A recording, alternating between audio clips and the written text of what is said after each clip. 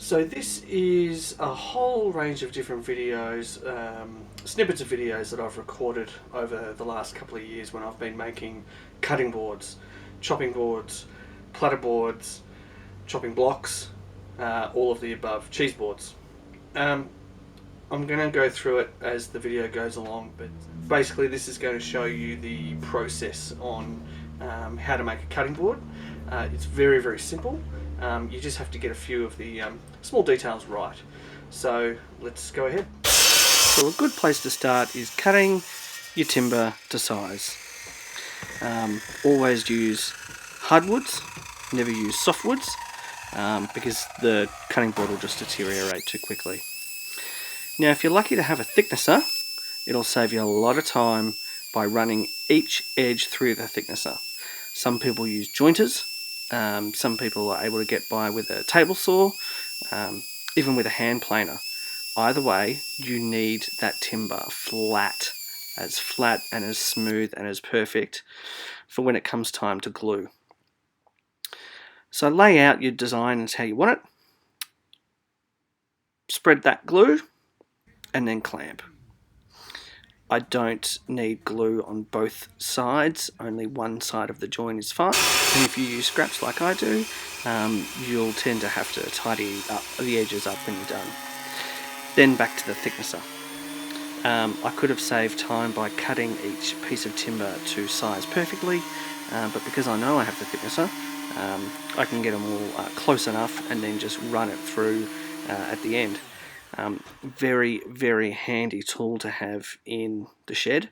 If you don't have one, it's worth even getting a cheap one. They save a lot of time and they're also very helpful if you want to use reclaimed timber, because you can run junk through there and it'll make it brand new. Another way, of course, is with a router sled, which I use from time to time and is good for bigger jobs. There's lots of videos on how to make router sleds. Another thing I tend to do with my cutting boards is to make interesting shapes. It also helps when you are using scraps and you've got lots of different lengths to get through. Showing here using a flat disc, making just a rough edge. Then of course the next step in the process is sanding.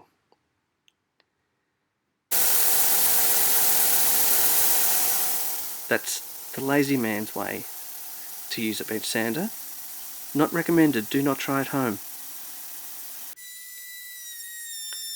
And then of course, giving it a soft edge. Trim router will do that easily. Router table, any router really. And then the fun part, oiling it. Some people will say not to use a brush, some people will say to use a rag, some people will say to soak it. Either way, get the oil on there and make sure that there's enough oil. Some people use vegetable oil, others say that goes rancid. One thing I've found is that mineral oil, and in Australia that's generally sold as plain old baby oil, is fine and is food grade. Other people make combinations of butcher's block oil with beeswax. There's a ton of different things on the market. So yeah, I'm not going to tell you what's right and what's wrong. I use mineral oil. I would like to use beeswax mixture in the future, but yeah, I haven't yet. So you'll see here a whole range of different boards I've made, all getting the oiling treatment. I don't have a space big enough or the money to have an oil bath and to just leave them soaking, but I give them a really good coat of mineral oil, and then when I sell them, I give them a care sheet as well. And if you want to hit me up in the comments, I'm happy to send you my care sheet that I give all of my customers. If you're looking at making cutting boards to sell on the side, it's a nice little thing to add. Another little thing which can make a big difference is those little rubber feet. You can buy them on eBay, buy them on Amazon. Only costs a couple of dollars for, about 30 or 40 of them, and they make a nice little little finishing touch. So that's how I make cutting boards. I've rushed through it, obviously, pretty quickly. I hope it makes sense. Obviously, there's a ton of other videos here on YouTube that that will guide you.